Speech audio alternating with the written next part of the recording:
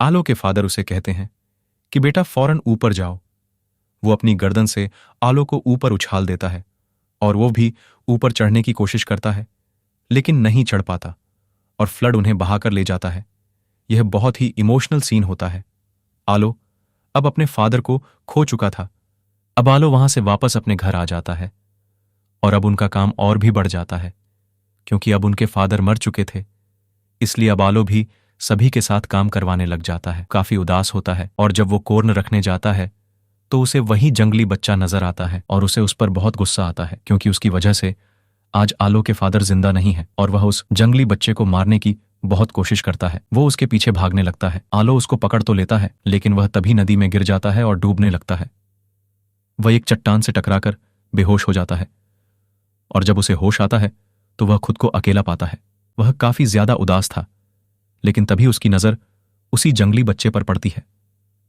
वो उसके पीछे जाने लगता है और ऊपर की तरफ आ जाता है, लेकिन तभी उसे वो नदी नजर आती है जो कि उसके घर की तरफ जा रही थी।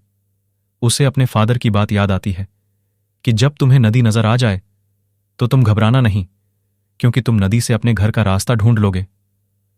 अब वो उस नदी के साथ साथ चलने लगता है और चलते चलते उसको बहुत भूख भी लगने लग जाती है। तभी उसे एक बेरी नजर आती है जो ऊपर डाली पर लगी हुई थी। आलो एक पत्थर के ऊपर पांव रखकर वो फल खाने की कोशिश करने लगता है, लेकिन तभी वो पत्थर स्लिप हो जाता है और अब आलो का पांव उन पत्थरों के अंदर दब जाता है। वो उस पत्थर को हटाने की काफी कोशिश करता है, लेकिन खुद को फ्री नहीं कर पाता। सारा दिन गुजर जाता है और ऐसे करते करते रात हो जाती है और आलो सो जाता है। लेकिन जब सुबह उसकी आंख खुलती है तो वो देखता है कि उसका पांव फ्री हो चुका है, क्योंकि किसी ने उसके पैर के पास एक गड्ढा खोद दिया है और उसके आसपास छोटे छोटे पैरों के निशान थे। वो समझ जाता है कि ये जंगली बच्चे के पांव के निशान हैं और उसने ही आलो को फ्री किया है। आलो हिम्मत करता है और उठता है और आसपास की लकड़ियां इकट्ठा करके अपने लिए एक घर बनाने लगता है। तभी वहां वो जंगली बच्चा दोबारा आता है। वो आलो के लिए एक लिजर्ड लाता है, क्योंकि उसे पता था कि आलो को भूख लगी हुई थी, लेकिन आलो उसे कहता है कि पीछे करो इसे। आलो उससे भी डर जाता है, क्योंकि वो जंगली लीजेंड थी। फिर उसके बाद में वो जंगली बच्चा एक बहुत बड़ा कीड़ा लेकर आता है। वो अपने मुंह से ही उसका सर अलग कर देता है और उसे इशारा करता है कि खाओ इसे, लेकिन आलो उसे भी नहीं खाता, क्योंकि वो वेजिटेरियन डायनासोर होता है और वह सिर्फ फल फ्रूट ही खाता है। अब उस बच्चे को समझ आ जाता है कि इसे क्या खाना है। वो उसके लिए वही बेरी लाता है जो कि आलो ने देखा था। आलो काफी भूखा था, इसीलिए वह उसे तेजी से खाने लगता है, लेकिन फिर आलो कहता है कि मुझे और बेरी खानी है।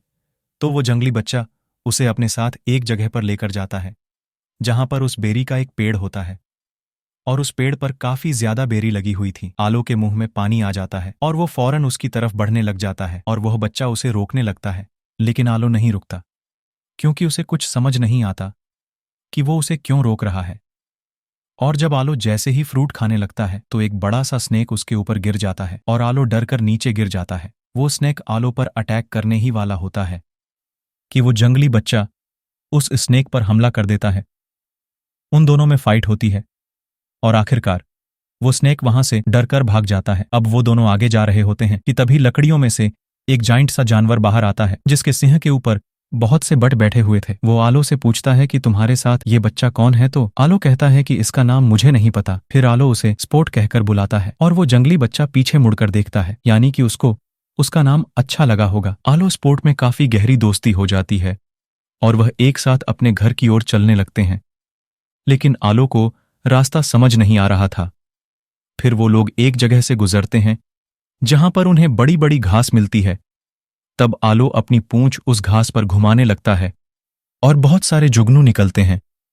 यह देखकर वह पहले तो बहुत ज्यादा खुश होते हैं, लेकिन फिर उसे याद आता है कि आलो के फादर भी ऐसे ही करके उसे खुश किया करते थे। तो आलो दोबारा से सेड हो जाता है और नीचे बैठ जाता है। आलो 5 छोटी छोटी लकड़ियां जमीन पर खड़ी करता है और फिर सबसे बड़ी लकड़ी को जमीन में दबा देता है, यानी कि आलो स्पोर्ट को उसकी फैमिली के बारे में बता रहा था कि हम 5 लोग थे, लेकिन मेरे फादर मर गए।